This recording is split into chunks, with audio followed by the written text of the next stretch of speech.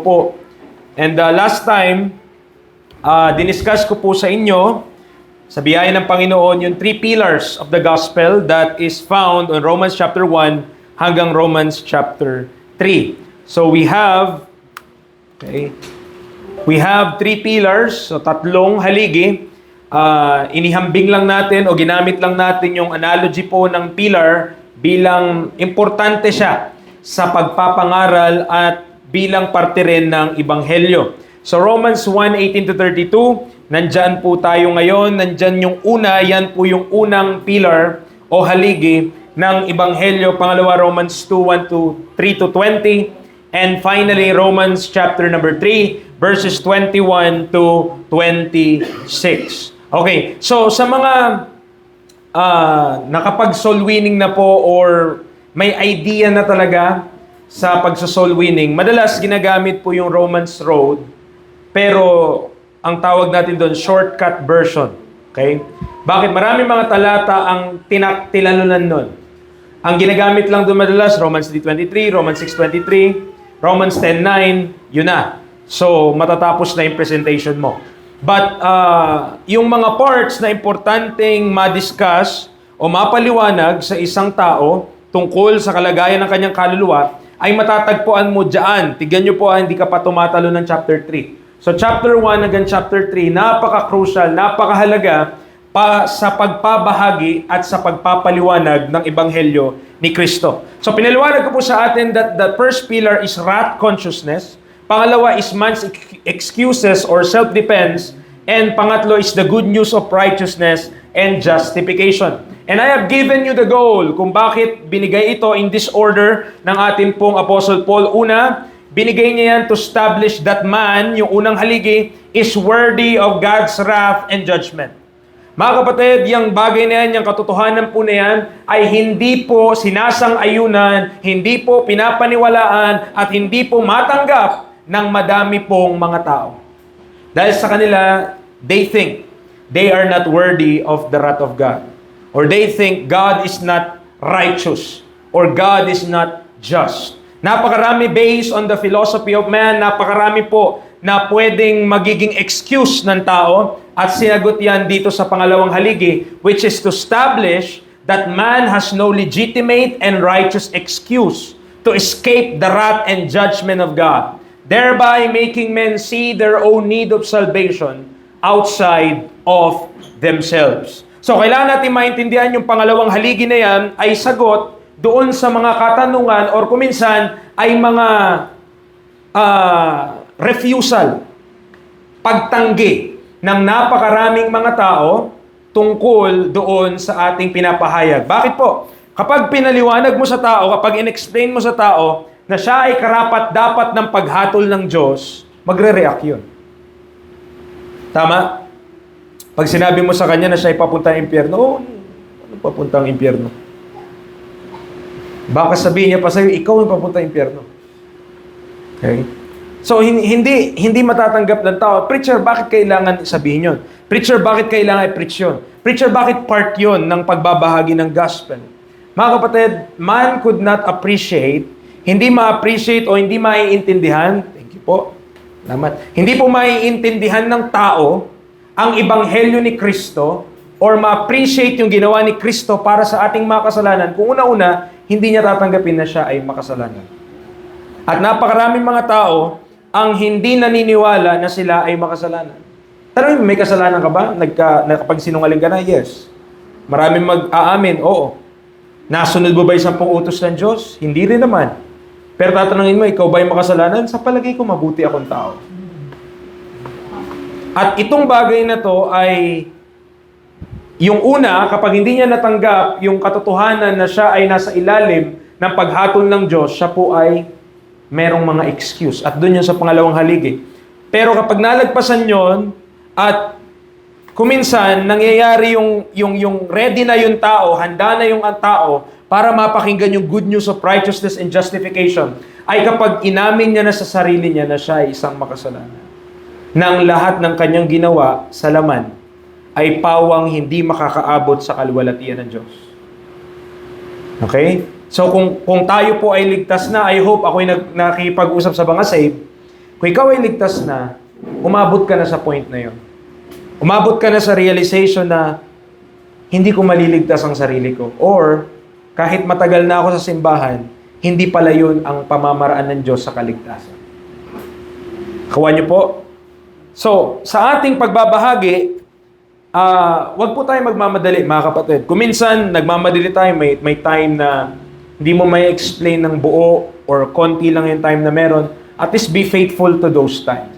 Pero kung meron naman tayong more than enough time to discuss the gospel o ibahagi sa kanila ebanghelyo, talaga pong gugugol ka ng panahon kung paano mo i-share yung ebanghelyo ni Kristo. Hindi po talaga madali na ibahagi, lalo na kumbinsihin ang isang tao na nasa isang kasalanan na yung ginagawa niya ay mali. Ikaw ba naman, sasabihan mo yung tao na mali yung ginagawa niya? E di talagang may reaction yun. Okay? Manhid lang ang walang reaksyon sa ebanghelyo. So, pangatlo dito, yung goal po nitong huling poste is to establish that while all men deserve the wrath and judgment of God, na kahit po ang lahat ng tao ay karapat-dapat sa puot at paghatol ng Diyos, ang katwiran ng Diyos na sa pamamagitan ng pananampalataya ni Jesucristo ay maibibigay sa kanila na maniniwala. To anyone that believe, mai-impute yung righteousness of God. Moreover, that God is just for justifying a sinner in believing in Jesus through the redemption that is in Christ. At tatandaan po natin yun, mga kapatid, sapagkat yan naman, yung isang bagay na kapag dumating ka na dito sa punto na to, yan naman yung hindi sinasang-ayunan din ng iba. Bakit? Isipin mo naman, ikukumpara mo yung buhay na simula bata pa siya, nagsisimba na siya, o gumagawa na sa simbahan, meron na siyang katungkulan. At napakahabang panahon, sabi mo, dekada na naglilingkod sa Diyos, sa term na nasa simbahan siya at ginagawa niya yung mga tungkulin sa simbahan. Paano mo sasabihin sa tao na yun na hindi yung ginagawa niya ang makapagliligtas sa kanya? So, you will expect na meron talagang opposition. You will expect na meron talagang kontra. You will expect na meron talagang hindi asasang-ayon doon. Tapos sasabihin mo pa, maniniwala ka lang sa ginawa ni Kristo, maliligtas ka. Meron talagang hindi gugustuhin yung bagay na yun. Pero clear, according to Romans 3:21-26, God is the justifier. Tingnan niyo po, Romans chapter 3, verse number 26. To declare, I say, at this time, His righteousness. Kanino pong katwiran? Kanino pong katwiran? Sa'yo ba? No, His righteousness. God's righteousness. Ano pa? That He might be just and the justifier of him which believeth in Jesus. Para siya ay maging tuwid, okay? Or just. And the justifier of him. So, hindi lamang siya just, pero ang Diyos ay nagiging justifier. Ibig sabihin, ang Diyos ang nagja-justify sa kanila na mga maniniwala kay Jesus. At ano yung requirement ng Diyos? Just to believe yung ginawa ni Kristo. Just to believe yung ebanghelyo ni Kristo. Okay? So, marami naman pong mga paniniwala, maraming mga simbahan, naniniwala naman sila sa ginawa ni Kristo. They believe that Jesus Christ died. They believe that He was buried. They believe that He rose again the third day according to the Scripture. They believe that. Pero anong di nila pinaniwalaan? Na yun lang ay sapat na para pambayad ng kanilang mga kasalanan. Sa kanila, okay yun, ginawa ni Kristo, salamat sa Kanya, kaya kailangan kong maging matapat para maging karapat-dapat din ako doon sa Kanyang ginawa. So, dinadagdagan yung ginawa ni Kristo para masabi na siya ay matuwid sa harapan ng Diyos. Pero mga kapatid, hindi po natin kailangan dagdagan ang ginawa ni Kristo. Ang ebanghelyo ni Kristo ay sadyang yung ginawa niya lamang na matatanggap ng sino man na mananampalataya. At yan yung dapat nating gawing malinaw sa ating pong pagpapahayag ng ebanghelyo, sa ating pagbabahagi ng ebanghelyo, na malaman ng taong ating binabahaginan na ang ginawa ni Kristo lang ang daan para siya ay mapatawad sa kanyang makasalanan, hindi yung ginagawa natin. Nakikita niyo po kung gaano kahirap ibahagi yung gospel? Lalo na doon sa may mga relihiyon na.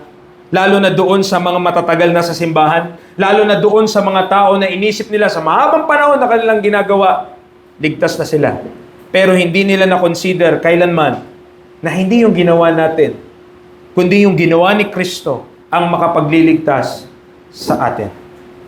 So, yan po yung tatlong pillar at nagtapos tayo last time sa ating pinag-uusapan sa verse number 19. Okay? Romans 1:19. Doon tayo nagtapos. Sabi ng Bible, "For the wrath of God, 18, is revealed from heaven against all ungodliness and unrighteousness of men who hold the truth in unrighteousness." Verse number 19. "Because that which may be known of God is manifest in them.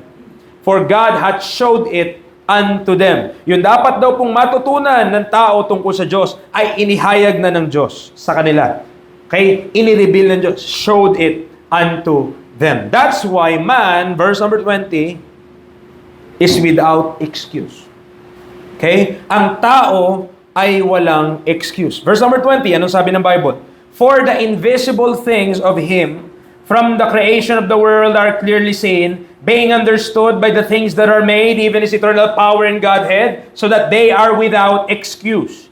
Because that when they knew God, they glorified Him not as God, neither were thankful, but became vain in their imaginations, and their foolish heart was darkened." So tatandaan natin, according to the Bible, Hebrews 11:3, lahat ng bagay na nakikita, all visible things, were made out of the Word of God.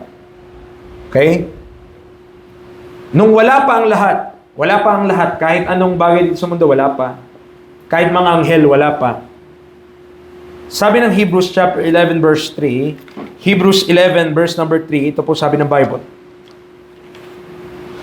"Through faith, we understand that the worlds were framed by the Word of God, so that the things which are seen were not made of things which do appear."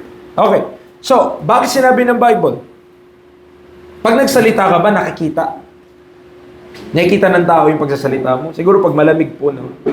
Pero hindi niya naman nakikita yung mismong word. Nakikita niya lang may hangin na lumalabas sa iyong bibig. But, yung Word of God, hindi naman yun parang sabihin natin tangible eh. Hindi siya nahawakan, hindi siya physical object. Pero, out of that Word, out of those Word of God, came the worlds. So, nanggaling or na-brought forth o nagkaroon ng mga bagay-bagay because of the Word of God. So, mula sa salita ng Diyos, naging realidad yung mga bagay-bagay. Out of that Word of God. So, sabi ng Psalm 19:1-6, "The heavens also," yung kalangitan, "show it the handiwork of God." Okay? So, tayo, madalas na nakikita natin sunset. But on other parts of the world, there are also different sceneries na makikita mo sa taas. Yung tinatawag nilang Northern Lights, yung tinatawag nilang Aurora Borealis, yung mga tinatawag nila ng mga magagandang tanawin sa iba't ibang parte ng mundo. Lahat po yan ay likha ng Diyos. Everything was made by God. So sabi ng Psalm chapter 19, verse 1-6. Psalm chapter 19, verse 1-6. "The heavens declare the glory of God, and the firmament showeth His handiwork. Day unto day uttereth speech, and night unto night showeth knowledge. There is no speech, nor knowledge, where their voice is not heard. Their line is gone out through all the earth, and their words to the end of the world. In them hath He set a tabernacle for the sun, which is as a bridegroom cometh out of his chamber, and rejoiceth as a strong man to run a race. His going forth is from the end of heaven, and his circuit unto the ends of it, and there is nothing hid from the heat thereof." Lahat yon, even the sun, ay gawa ng Diyos. At nagpapakita ng kaluwalhatian ng Diyos. By the way man, ang tao po ay binubuo ng tatlong bahagi. Meron kang espiritu, meron kang kaluluwa, meron kang katawan. You have a soul, you have a spirit, and you have a body. Preacher, what's the difference between the three? Your soul, mga kapatid, yung kaluluwa natin, iyan yung totoong ikaw. That's the true you. Okay? Yan yung ikaw talaga, yung soul. Now, yung spirit, that's life. Yan yung buhay. Okay? Yan yung breath. That's life. And your body, yan. Yung kung anong, itong nakikita nyo panlabas, yan yung katawan. But di tayo magbigay ng much emphasis sa katawan kasi papalitan din naman to with a new body. Okay? Hindi ko lang sure kung may new face. Kasi, new body, di ba? Glorified body. Oh. So, new face, di ko lang alam. Palagay ko may distinction pa rin. Kasi kung pare-parehas ang tayong muka, paano yan? Paano mo makilala? Sino ka? Sino ka?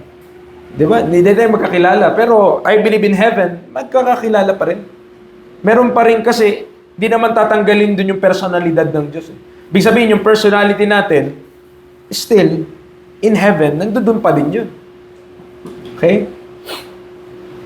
Kasi may mga pangalan ngayong anghel eh. Si Michael, si Gabriel, si Lucifer, pinangalan. How much more tayo, di ba, na naging part ng body of Christ, although our identity is in Christ, still in heaven, I believe, kung re-rewardan ka ng Diyos, of course, yung identity mo iba sa iba. Okay? So, meron tayong spirito, meron tayong kaluluwa, meron tayong katawan. At kahit yung world na hindi naniniwala sa Diyos or ayaw nilang paniwalaan yung Diyos, di nga nila ma-explain eh kung paano nagkakaroon ng kaluluwa eh. Kaya nga hindi nila inaamin na may soul ang tao or something like that. Sa psychology, psyche, more on yun yung soul eh. Okay. So, ang point lamang po mga kapatid, itong sinabi natin ng Bible sa Romans chapter number 1, na ang sabi niya, yung mga invisible things ay clearly seen, being understood by the things that are made, even His eternal power and Godhead. So, ito yung nagpapatunay na ang tao, wala talagang excuse one day pag hinatulan siya ng Diyos. Yung pwede sabihin na, Lord, hindi ko naman alam eh. Ang liwanag ng Bible, di ba? They are without excuse. Because, ang problema po mga kapatid, ang totoong dahilan, hindi po dahil walang kakayanan ng tao na makilala ang Diyos, ang totoong dahilan, they glorified Him not as God. Neither were thankful, but became vain in their imaginations, and their foolish heart was darkened. Kaya kabilang po sa unang kasalanan, or kabilang kaya bago ka magtuloy-tuloy sa isang kasalanan, isa sa mga ugat nun ay unthankfulness. Ibig sabihin, hindi ka thankful sa Diyos. Bakit ka ba magkakasala? Bakit mo ba gagawin yung isang bagay? Kasi hindi ka mapagpasalamat sa kung anong dapat lamang nating ginagawa or anong binigay sa'yo ng Diyos. Anong binigay sa akin ng Diyos. So pag di tayo thankful, doon din, ugat din siya ng kasalanan. And also, mga kapatid, dito po makikita natin yung eternal power of God, hindi mo madedenay yan. Kaya pili ka lang ng field ng science, and try to research kahit konti lang, look at chemistry. Na alam ko po, siguro yung mga magulang nakalimutan nyo na or pinipilit nyong alalahanin kapag yung mga anak nyo ay may gantong project. Pero alam nyo po yung ano nila, yung ano man tawag dyan, yung anong tawag dyan, Kurt? Yung may helium, hydrogen, the periodic table. Imagine mo, yung periodic table na yon, napaka-organized po nun. Naalala ko pa, nung pinag-aaralan namin yun nung high school, may mga tinatawag pa silang valence electrons. Yung mga ganun. At meron yung computation. Pag mag-chemical balancing ka, may computation. Isipin mo, kung aksidente lang ang lahat, paano nangyari yan? Napaka-precise po niyan ng chemistry na yan. Amen. Isipin mo, ang composition ng asin, ang tawag dyan sa science, sodium chloride. Tama ba? Yun ba yung asin? Nasi yun, di ba? Na, tapos... So, sodium chloride. Pag ang asin nilagay mo sa tubig, natutunaw, tama? Pero pag sodium lang, ilagay mo sa tubig, sasabog po yun. Pag hindi sodium chloride, sodium lang. Yung sodium, ilalagay, parang bloke yun eh. Pero pag nilagay sa tubig yun, sumasabog yun eh. Imagine, pero kapag magkasama sila, asin. At yung lahat ng mga bagay, mga ito, may composition din to. Lahat yan, meron yan. Pag pinag-aralan mo yan sa kanyang atomic level, ibig sabihin lang, sobrang liliit. Hindi ka ba mamamangha kung gaano kagaling ang Diyos? Yet, they deny it. Okay? Physics, tignan mo na lang yung physics. Ang sikat na physicist, isa sa mga sikat na physicist, ay wala ibang kundi si Isaac Newton. Na siya yung nag-ano ng laws of motion. In every action, there is an opposite reaction. O pag tinapik mo yan, syempre gagalaw yan. The force ay on an object. Ginanon mo, di gagalaw siya. Pero ano may kita mo doon na underlying thought? May kita mo din yung loss na nilagay ng Diyos na kung anong tinanim mo, aanihin mo. Naka-embed yan, mga kapatid, sa creation. Astronomy, ayan, yung mga nasa taas. Hindi astrology ha. Ang astrology, yun yung kasalanan. Okay? Ibig sabihin nun yung, okay, based sa, kang pinanganak, Virgo ka? Ay, Libra ka? Ay, ganto ka? Ay, gagandang buhay mo, yayaman ka. Astrology yan. Okay? So, kinokondemn yun ng Bible, mga kapatid.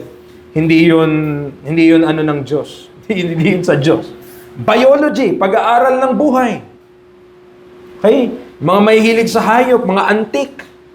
Try mo kaya tignan yung langgam. Di ko lang nilagay dito, pero sa isang pag-aaral, alam mo, pag tinignan nyo po yung langgam sa microscope, pag pinalaki mo siya, magpapasalamat ka sa Diyos eh.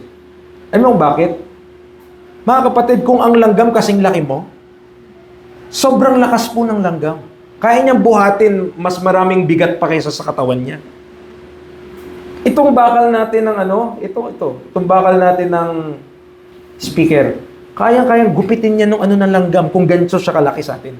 Kaya niya gupitin. Putol yung paa mo ha kapag ginanon niya. Kasi exoskeleton yun, nasa labas yung parang buto nun eh. Matindi po mga kapatid. Kaya pag tinignan mo, papasalamat ka sa Panginoon na yung creation niya, sadyang ganyan lang. Kasi mga kapatid, kung yung elepante may pakpak, kawawa tayo. Paano kung dinapuan ka ng elepante? Buti na lang, lamok lang ang may pakpak. Langaw lang ang may pakpak. Ibon. Sipin mo na lang kung yung elepante may pakpak. Pisa tayo lahat, di ba? Gagawa ka ng bahay, biglang, boom, bilagsa ka ng elepante. Kaya lahat yan, pag-aralan mo, sa science, kung titignan mo lang, hindi mo mamimiss na may gumawa nito. Imposibleng wala. Imposibleng nanggaling lang to sa mga pagsabog na random lang. Merong reason behind. At ito po ang isa sa, mga kapatid, isang bagay na gusto ko ibigay sa inyo. Kung doon sa mga naniniwala sa evolution, mga ganyan, paano mo i-explain yung utak ng tao? How could you explain the brain? How could you explain emotions? How could you explain memory? Maraming mga bagay hindi mo may explain without somebody who creates it. Amen. Kaya, lahat ng mga yan, kung saan man pag-aralan mo, lahat yan, product of an intelligent design. May matalinong lumalang at lumikha ng lahat ng bagay. Man understood that God created everything. Kaya nga, saan napupunta yung tao? Superstition. Ano ulit Tagalog ng superstition po?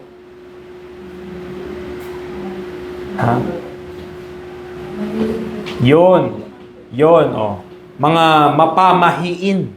So, superstitious belief. Kahit yung mga Pinoy, di ba? Pag bumalik-balik ka, Bathala, ganyan, yung mga dito. Si Lakas at si Ganda, saan nanggaling yun? Sa Kawayan, nabiyak daw. Ba't may mga ganyan mga kwento yung mga tao, no? Pero, lahat ng mga ito, mga kapatid, nagpapakita lamang na ang tao inherently gusto niyang sumamba. Ang problema lang, along the way, na-corrupt. Bakit po? Kasi ayaw niya yung pinapagawa ng Diyos. So, sumamba na lang siya sa iba.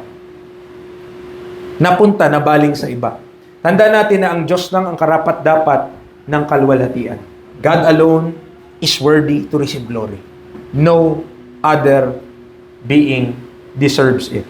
Kaya po ang Diyos, tatandaan po natin, walang dapat umagaw sa kalwalatian ng Diyos. Kahit ano pa tayo, kahit sino pa tayo, we should not. Yan yung bagay na wag mong itatouch. When you try to gain or to claim the glory, because God will not share His glory to another. Hindi niya yun isi-share sa kahit sino. But sinful man, anong problema ng tao? Hindi niya binibigyan ng glory ang pangalan ng Panginoon. Psalm chapter 29 verse number 2. Psalm chapter 29 verse number 2. What's the problem? Psalm 29:2, give unto the Lord the glory due unto His name. Meron siyang kalwalatian na karapat-dapat siya. Due. Okay? Unto His name. Worship the Lord in the beauty of His holiness. Kaya ang problema lang, yung makasalanang tao, sinful man, is not delighted with God's holiness and righteousness. Okay, Romans chapter 8 verse 7, medyo advanced lang sa book of Romans. Romans chapter 8 verse number 7. Now, what I'm giving you, these things, itong mga bagay na to, kung meron kayong Bible na yun naman laging ginagamit nyo, kung meron man tayong soul winning, yun din gagamitin yung Bible, maganda yung mga verse na yan. Kunyari, underline na nyo yung word, tapos itututok nyo yung mga verse na to doon. Parang gagawa lang kayo ng cross-reference. So, halimbawa, pag dinapaliwanag natin yung mga talata na to, alam nyo kung saan tatakbo. As a supporting verse. Okay?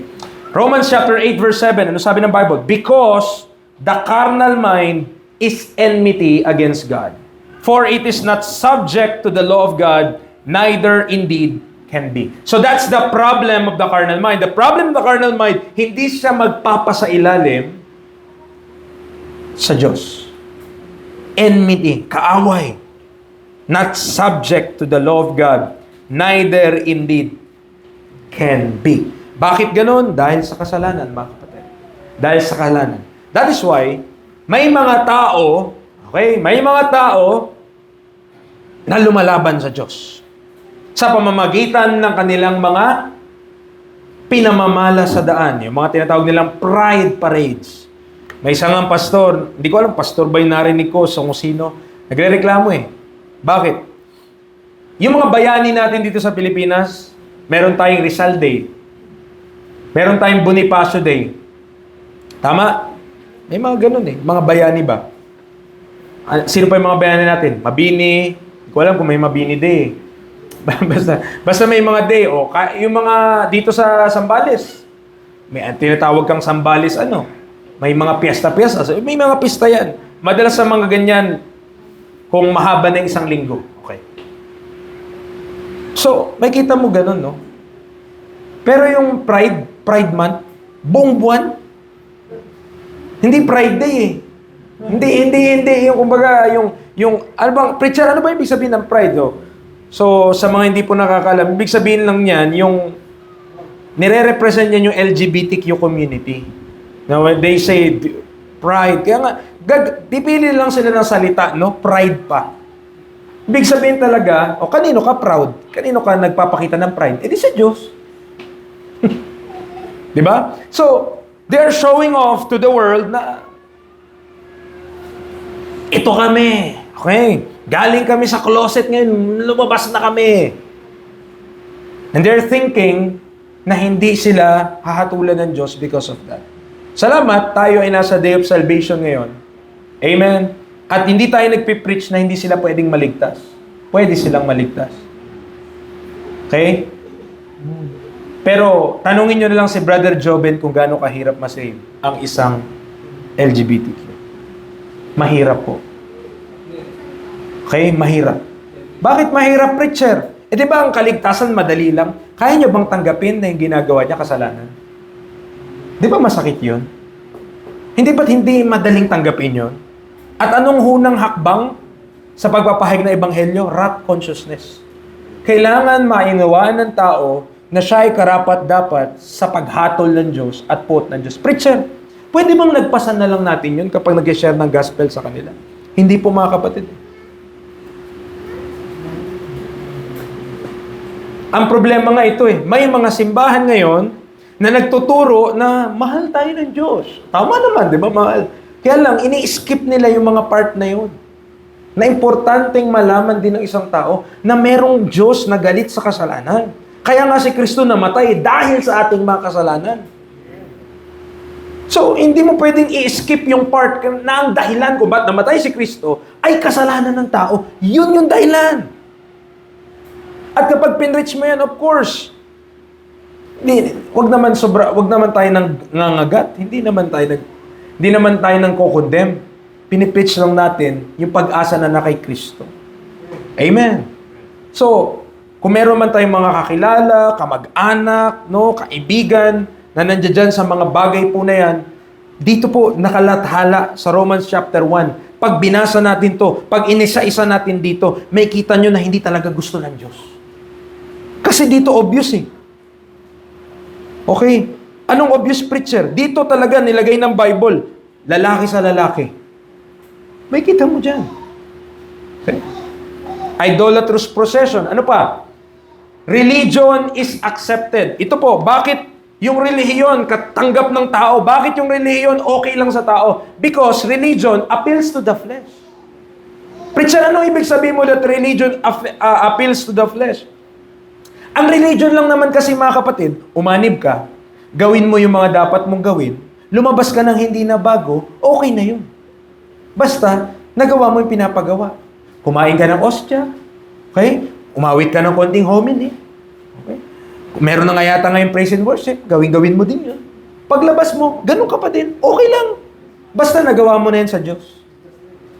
Okay? Yan ang problema. So religion, okay lang yan sa tao. Bakit? Wala namang binabago yung religion sa akin eh.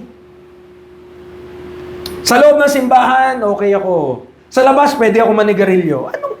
What's the problem? There's no problem. I can still do what I want to do. Pero meron pa akong relihiyon. Oh, ang ganda. Diba? So, yun yung may kita natin sa religion. That's why.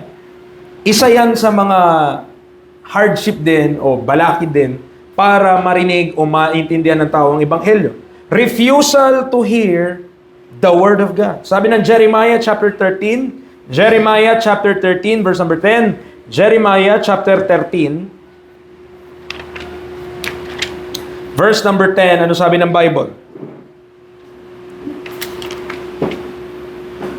This evil people, which refuse to hear my words, which walk in the imagination of their heart, and walk after other gods to serve them, and to worship them, shall even be as this girdle, which is good for nothing. Nakita natin, mga kapatid, sino? Anong tawag ng Diyos doon, dito sa mga tao na hindi nire-refuse, tinatanggihan ang salita ng Diyos? Evil people. Evil people. The imagination of these evil people. So yan yung kinakaharap po natin. It is a high thing, sabi ng 2 Corinthians 10:5, to exalt oneself against the knowledge of God. Okay? So, kayabangan, pagiging mataas, ini-exalt yung sarili. Kapag nakalimutan ng tao kung saan siya galing, at saan ba tayo galing? Sa creation of God. Mamumuhay siya ng buhay na ignorante at walang kabuluhan. Away from God's purpose. At yan po, nandyan tayo sa mundo ngayon. Ito yung mundong kinabibilangan natin, mga kapatid. Ito yung mundo na I don't know kung anong assessment mo dito. Pero, worse and worse. Palala lang to ng palala. Okay? Alam niyo po kung papaanong ang isang lugar o ang isang bansa, papaano siya nagiging mas okay kahit papaano, ay kapag yung lugar na yon ay nakikinig sa Ebanghelyo ni Kristo. There was a time when yung bansang Amerika po ay talagang, kumbaga, sentro ng gospel message. Ibig sabihin, sila po yung nagpapadala ng mga missionary sa ibang bansa para ipahayag ang Ebanghelyo ni Kristo. Kita nyo naman kung gaano kayaman yung bansa na yan. Yes, pwede mo sabihin, masama na yung bansa na yan. Talagang dyan na rin yung mga karumal-dumal na mga karumal-dumal na mga gawain. May kita mo rin dyan sa Amerika. But there was a time when that country ay ginamit ng Diyos to proclaim the gospel. Amen. At salamat kung ang ating bansa ay gagamitin ng ganun. Ang isa lamang nating problema, okay, practically speaking, naunahan kasi tayo ng Espanya. Ang unang sumakop sa atin dito, hindi Amerika. We are not colonized years later pa. 400 years at least, sinakop tayo ng Spain. And Spain is Catholic. That's why you have many buildings here. Okay? Na gawa sa bato at yung mga nandun sa loob, mga imahe na bato at sinasamba ng mga tao, or baka sabihin nila hindi sila sumasamba, bine-venerate lang daw. But bahala sila. But the point is, mga kapatid, kapag nakalimutan ng tao kung saan siya nagmula, gagawin niya yan, mabubuhay siya ng, ba't ba nabubuhay? Kaya marami tuloy mga idea yung tao kung ba't siya nabubuhay. Para maging masaya, para magpayaman, para maabot tong ganto, ganyan. Yun yung idea niya sa buhay. Okay? At para malaman niya kung anong gusto sa kanya ng Diyos, kailangan niya yung gospel. Kailangan niya masave. Kailangan nating sabihin kung ano ang salita ng Diyos. In Ephesians, the gentle heart is blinded. Okay? Sabi ng Ephesians chapter 4, verse 17 to 18. Ephesians chapter 4, verse 17 to 18.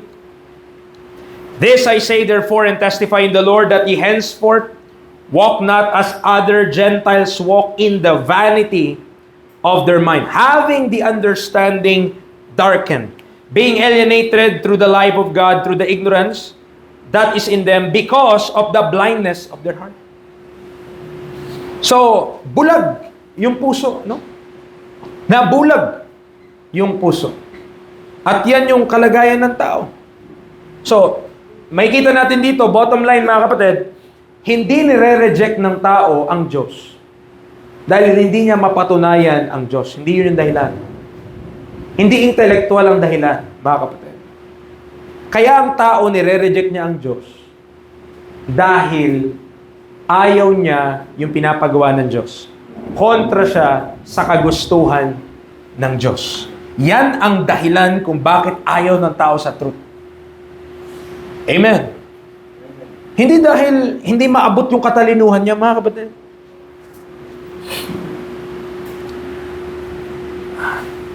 Ang Diyos napakagaling, ang Diyos napakahusay, ang Diyos napakatalino. Pero alam niyo po yung means, na gusto ng Diyos gamitin para masave ang tao? Ano po yung means na yun? What is the means? What is the power of God unto salvation? Sa pag-kinross reference mo sa 1 Corinthians, ano sabi? For the preaching of the cross is to them that perish foolishness, but unto us which are saved, it is the power of God. Mga kapatid, ang pagpipreach sa paningin ng sanlibutan, isa itong foolish gawin. Parang baliw ka. Bakit kayo ganyan? Bakit kayo sumisigaw? Bakit kayo ano? Kaya kahit yung mga iba, galit sa mga preacher eh. Naiingayan daw kasi sila. Bakit kayo hindi naman kami sumisigaw, hindi naman kami galit para ipipreach. Passionate lang yun. Ibig sabihin lang talagang damang-dama mo yung pinipreach mo. Kaya napapalakas ka ng boses, na parang sumisigaw ka. Pero yun yung means ng Diyos eh. For the preaching of the cross is to them that perish foolishness, but unto us which are saved, it is the power of God. Kaya mga kapatid, we place a big emphasis on preaching in this church. That's why we are training preachers in this church. Why? Because the preaching of the cross is the power of God. But unto us which are saved, it is the power of God. Kaya, anong makaka-reach sa tao? Paano aabutin ng Diyos ang tao? Kahit sobrang talino niyan, anumang natapos niyan, anumang Saan pa siyang galing simbahan, ano pa man siya, ang makakaabot sa kanya yung pangangaral ng salita ng Diyos. Manifested His Word through preaching. Sa Titus yata yun. Okay? Manifested His Word through preaching. Now, ano pa? Man do not want God's righteousness ruling his way of life, but wanted depravity and sin instead. Kaya po mga kapatid, wala talagang excuse yung tao. Hindi dahil hindi niya nalaman na may Diyos, hindi dahil walang ebidensya. Ang daming ebidensya. Langit pa lang, ebidensya na yun eh. Amen. Lahat ng maraming ebidensya. Pero ayaw ng Diyos ang katwiran ng Diyos. Naalala niyo yung time ni Noah? Ilan lang po ang naligtas ng time niya? 8. Hindi ko na po ma-estimate, di ko naman tinignan kung ilang milyon yung tao nung time na yun, pero madami po. Pero imagine kung napakadaming tao, 8 lang ang maliligtas. 8 lang. Bakit ganun kakunti? Kasi puno yung isip ng tao ng imahinasyon laban sa Diyos. Only evil continually yung tumatakbo sa kanyang isipan. Kaya, sa ating pong pangaral na Ebanghelyo, always bear in mind, mga kapatid, don't expect na yung pinipreach natin, don't expect yung binabahaginan natin, don't expect yung mga tao na sinasabihan natin ng gospel, na in-expect mo maganda yung buhay niya or maayos yung buhay niya. Ang kasalanan, ganun talaga. Kaya nga sabi ni, naalala ko lang, 1 Corinthians 5. Sabi ni Paul doon sa mga taga-Korinto, kung merong kapatid na, ito yun. Verse number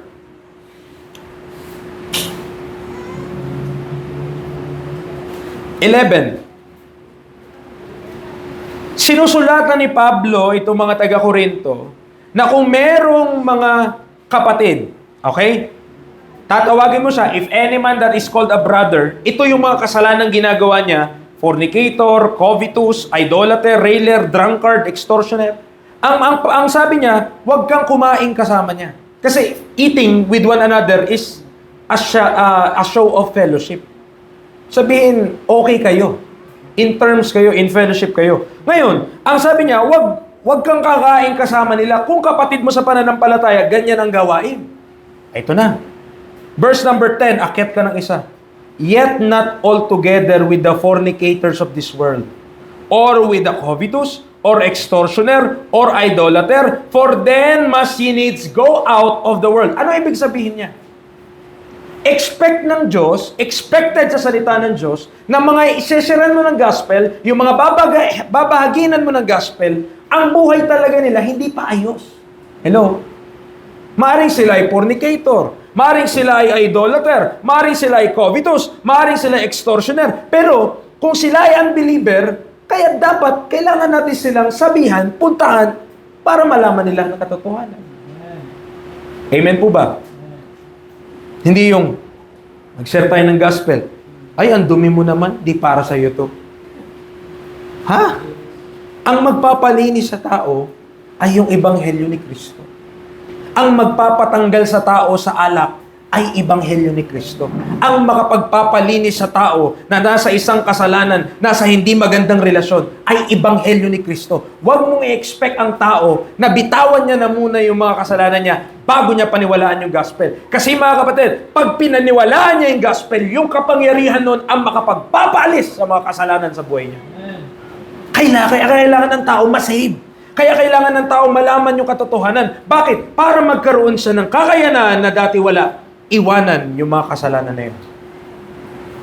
Amen po ba? Dapat nag-preach tayo, di ba? Dati, ganun din siguro ako mag-preach or something na pag sa street preaching na, ba? Hindi ko alam kila Kurt kung naalala pa nila yung mga time na yun. Pero dati, nag-preach po kami. Yung pisa kami nag-preach sa daan, yaya sila. Ito na kami. Jesus saves! Parang wala kami sinabi. Ikaw naman. Kaysa, ikaw naman. Jesus saves! Ganon yung boss niya. Mataas yung pitch yan dati. Ngayon na lang yung bumo. Okay. So,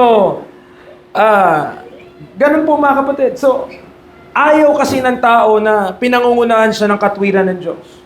At sa atin pong pangangaral ng gospel, sa mga bata, ito, alamin nyo ha, ito sa mga bata dito sa church, may mga klase kayo. At meron kayong mga conviction. Praise God. Ibig sabihin, alam nyo na yung hindi nyo dapat gawin. Alam nyo yung dapat yung samahan, hindi samahan. Okay. So, gamitin nyo yun na bahagiinan nyo yung mga kaklase nyo.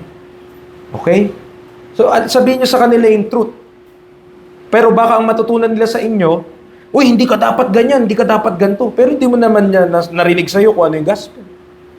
Diba? Dapat sabihin natin. Kasi ano naman kung sabihin, ikaw, alam mo, halimbawa, alam mo na hindi dapat mag-girlfriend, boyfriend. Sinabi mo sa klase mo, uy, hindi dapat yan. Sa Bible, hindi dapat yan. So sinabi niya. Ano naman kung hiniwalayan niya? Nasabi mo ba yung gospel sa kanya? Nahiwalayan niya nga. Hindi niya naman nalaman yung truth sa gospel. Kung paano maligtas yung kanyang kaluluwa. Di po ba? So, tinuruan mo lang siya maging moral person. But you have not told him how to be saved. Kailangan malaman nila kung paano yung maligtas. At kasunod, mga kapatid, is the foolishness of idolatry. Kung gaano kamangmang, okay, ka-foolish ang idolatry. Verse 22, professing themselves to be wise, they became fools and changed the glory of the uncorruptible God into an image made like to corruptible man, and to birds, and four-footed beasts, and creeping things. Imagine man, yung in the height of his pride, in the height of his thinking, ang sinasamba niya, mga Diyos-Diyosan. Okay. Seeking wisdom separate from God has been the temptation of the serpent from the beginning. Simula pa umpisa. Diba? Ano bang sabi ng ano? Ano ba sabi ng serpent? Diba? Doon kay Eva. Ye shall be as gods, knowing good and evil. Yun na yung temptation na tatalino ka. Okay. The Greek seek after wisdom. 1 Corinthians 1:22. The wisdom of this world is foolishness with God. Kaya po mga kapatid, I'm preaching also to the parents. I beseech you in the Lord. Kung merong bagay na dapat mas magiging matalino po ang inyong mga anak, sikapin nyo po, nasa salita ng Diyos yun. Amen. Okay na hindi sila masyadong magaling sa math. Okay na hindi sila masyadong magaling sa science. Okay na hindi sila masyadong magaling sa araling panlipunan. Okay na kung medyo babagsak na sila sa Filipino. Kasi mahirap talaga yung Filipino, mga kapatid. Sinong magaling dyan? Mahirap yan. Ang hirap ng mga barilala na yan. Mga unlapi, gitlapid, hulapi na yan. Okay. So, kung dyan man sa mga asignatura na yan, ang mga batang ito ay mababa ang grado. Pero pagdating salita ng Diyos, sila ay excellent. Mas mainam yun, mga kapatid. Amen. Mas mainam po yun. Dahil kung practically speaking lang, magiging practical ka lang. Pagdating ng araw, kung siya man ay magsisimula ng kanyang negosyo o siya man ay magiging empleyado, ang binibigyang importansya, mahigit, character over competency. Bakit? Marami namang magaling, ba't di tumatagal sa trabaho? Mayabang, hindi makaget along sa iba. Sabihin, pagkasama nila, wala. Tamad-tamad. Ano pa rin yung pinaka-importante sa kahit ano din? Character pa rin Babagsak pa rin sa pag-uugali yan, mga kapatid. At kung ang mga bata dito sa church, aral sa salita ng Diyos, babaguhin sila ng salita ng Diyos. How shall a young man cleanse his way? By taking heed thereto according to thy word. Salita ng Diyos. Salita ng Diyos. Amen. Yung yun talaga yung magbabago sa kaisipan. Yun talaga yung tutulong sa kahit sino. So, it please God. Ito yung sinasabi ko kanina. By the foolishness of preaching to save them that believe. Alright? The fool, sabi ng Psalm 14:1 and 53:1, hath said in his heart, there is no God. Man's pride would not accept the knowledge of God and thought he is wise to do so. Ngayon lang, kaya sabi nga, di ba, alam niyo po yung kasabihan na, ang huling halakhak, ano yun? Nasa akin, ang Diyos yun Ang Diyos talaga yun, nasa kanyang huling halakhak. Dami ngayon, binabastos siya, marami, hindi siya kinikilala. You don't know, one day. Amen. Ang disadvantage lang ng tao, ang tao, Kung abot siya ng 100 years, kagaya na Enrile, mahaba-haba na yun. Okay, 100 years. Pero ang Diyos, mga kapatid, simula pa kay Adan hanggang sa ngayon, kita niya yan. At nandyan siya along the way. And He has a record of everything. Kaya wala nakakalimutan ng Diyos. So, in serving His own lust, man degenerated into idol worship, which their own fingers have wrought. Isipin mo, paano mong sasambahin yung sarili mong gawa? Pero ginagawa nila yun. Marami. Hindi ko nga alam kung nagsara na dyan sa Harbor Point, may tindahan ng mga ano eh. Yan sa Harbor Point. May tindahan ng mga santo. Mga relic-relic, kung Rosario, something like that. Hindi ko po alam, no? Nakakabayad ng upa. Okay. So, mataas ang sales. God cannot see corruption because He is unlike man who is flesh. Mortal and subject to death. Kahit nga si Kristo He saw no corruption. Diba? 3 days lang siya sa libingan. Hiniram niya lang. Bakit? Hindi naman permanente. 3 days lang. After 3 days, He rose from the dead. Ang tao is originally made from the image of God. Pero yung kasalanan and corruption, pumasok sa sanlibutan, and what's the result? Pagdating mo ng Genesis chapter 5, kung di ako nagkakamali, yung mga pinanganak na ni Adan, syempre si Eva yung nanganak. Yung mga pinanganak, anak niya yun eh. So, after His own image na. Hindi na image of God. Dahil sa kasalanan. God intends to worship Him in spirit and in truth. Pero ang tao anong gusto? Image. Gusto ng tao may nakikita siya. Gusto ng tao, yan, nabivisualize niya. Pero gusto ng Diyos to worship Him in spirit and in truth. Remember, kahit nga yung mga nasa langit hindi pinapakopya ng Diyos Okay? Kahit yung mga nasa langit na po mga kapatid, mga anghel na mismo sa langit, hindi rin pinapagaya ng Diyos yung wangis nila. May time lang, ito po, baka lang pumasok sa isip nyo or matanong nyo along the way, at least meron na tayong idea kahit paano. May time lang na inalaw yun ng Diyos. Preacher, kailan? Kala ko ba bawal? Sa mercy seat. May 2 kerubin. Tama? Na nakaganon, nung naka-cover. Dun lang. Wala nang iba. Okay? At yung mercy seat pa na yon, pinapasok sa holiest place. Pinapasok sa templo or sa tabernacle sa pinakaloob. So wala rin makakakita nun. Okay? That's the only time na merong pinagawa ang Diyos na ganyan. But on every other occasion, hindi dapat yan. Yan ang nagdulot din ng kasalanan sa Israel. Yung pagpapahayag nila na gumawa ng mga image. Okay? Men sink into this depraved state because he rejected the knowledge of God. Dahil tinanggihan ng tao ang kaalaman ng Diyos. Napunta siya dyan sa pagsamba sa mga ganyan. Preacher,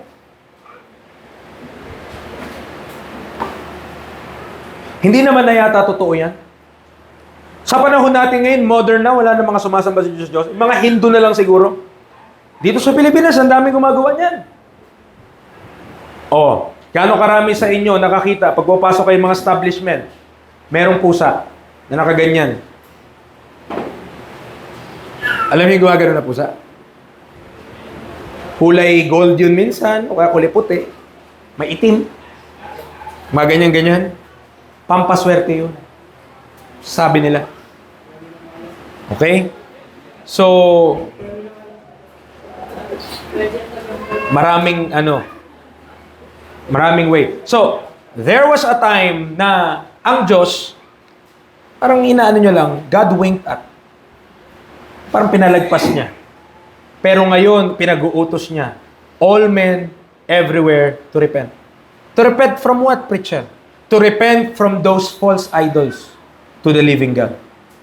Na hindi yan ang tunay na Diyos. Ang Diyos, ang tunay na Diyos. Ang lumikha sa lahat ng bagay, yan ang tunay na Diyos. Dahil isang araw, balang araw, Acts 17, verse 31, God will judge the world in righteousness. Acts 17 verse 31. Acts 17 verse 31. Because he hath appointed a day in the which he will judge the world in righteousness by that man whom he hath ordained, whereof he hath given assurance unto all men, in that he hath raised him from the dead. Hahatulan po ng Diyos ang tao. Amen. Isipin man natin na, wala, hindi man siguro totoo yan. God will judge by Jesus Christ. Kaya po, siguro hanggang dyan lang tayo ngayong gabi, changing the truth of God into a lie. Ano sabi niya? Verse number 24. Wherefore God also gave them up to uncleanness through the lust of their own hearts, to dishonor their own bodies between themselves, who changed the truth of God into a lie, and worship and serve the creature more than the Creator, who is blessed forever. Amen. Okay. So, meron tayo yung sanlibutan, buong sanlibutan, kontra sa kalooban ng Diyos. Naging sanay na ang tao, became accustomed to his sinful nature, that he followed the lust of his own heart. Sinusunod niya na yung pita ng kanyang laman, kung ano yung laman ng kanyang puso. Diba? Ganyan naman sa world, diba? Ipaglalaban ko. Oh, naalala niyo yan?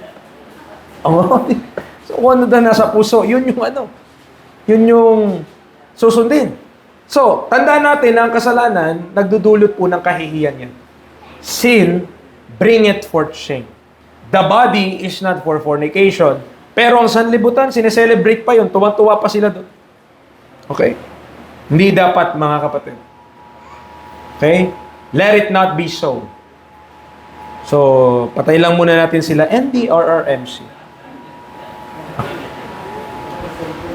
Okay? So, sineselebrate pa. 1 Corinthians chapter 6. Verse 13. Ano sabi ng Bible? Meats for the belly and the belly for meats. But God shall destroy both it and them. Now the body is not for fornication, but for the Lord, and the Lord for the body. Verse 18. Flee fornication. Every sin that a man doeth is without the body. But he that committeth fornication sinneth against his own body. And yet the world celebrate it. And yet the world approves it. And yet the world gustong-gusto pa. Hindi po dapat. Lalo na sa atin dito sa church, mga kapatid. Sa biyaya ng Panginoon. Amen. Matuto na tayo. Natutunan natin yung mga mistake. Amen. Nakita na natin yung kung papaanong yung kasalanan ay hindi maganda, nagiging resulta. Matuto na po tayo doon. Amen. Mga young people, please. Mga young people, pakiusap namin by the grace of God, wait for the Lord. Yung crush mo na yan, iligo mo lang yan. Mga 10 ligo. Ililigo mo lang. Okay. Lalo na kung wala ka pa naman talagang plano mag-asawa, bakit mo entertain yan? Huwag mong i-entertain yan. Huwag mong, hindi kasi, guwapo. Hindi kasi, maganda kasi, talagang prepare kayo. Kasi kung hindi kayo handa na mag-asawa, wala lang yan, sayang lang. Masaktan ka lang, masaktan mo lang. Diba? Ang dulo lang yan ay pighati. Kagaya ni Florante at Laura. Okay. Yan ang So, it bring it forth shame. Itong mga bagay na to. The world who rejects God will have no good basis for morals. Ito lang, yung mga nagre-reject sa Diyos, anong basahin mo ng tama at mali? All that is in the world is the lust of the flesh, the lust of the eyes, and the pride of life. Sin is shameful. More so to glory in it. Napakarami mga taon, tatalino, tataas ng IQ. Diba? Mga taas ng mga pinag-aralan. Pero, walang Diyos. Sumasamba sa kanilang sariling katalinuhan. Ba, yan lang. Magiging kasinungalingan lang lahat. It is ignorance and foolishness at its finest. It is for God's own pleasure that He created all things. Wala kang magagawa against the truth, but for the truth. Amen. You can do nothing against the truth, but for the truth. Mga kapatid, by the way, these things, ulitin ko lang po, are part. Itong mga verse na pinapakita ko po sa inyo or binibigay ko po sa inyo dito, pwede nyo pong isulat sa Bible nyo, pwede nyo pong ilagay dyan sa Romans chapter 1. So, kapag tayo nagdi-discuss, kapag tayo nag-share ng gospel, pwede natin yan yung i-open natin sa kanila. Kung may question sila, kung may katanungan sila, yan yung mga bagay na mabibigay mo sa kanila. Bakit?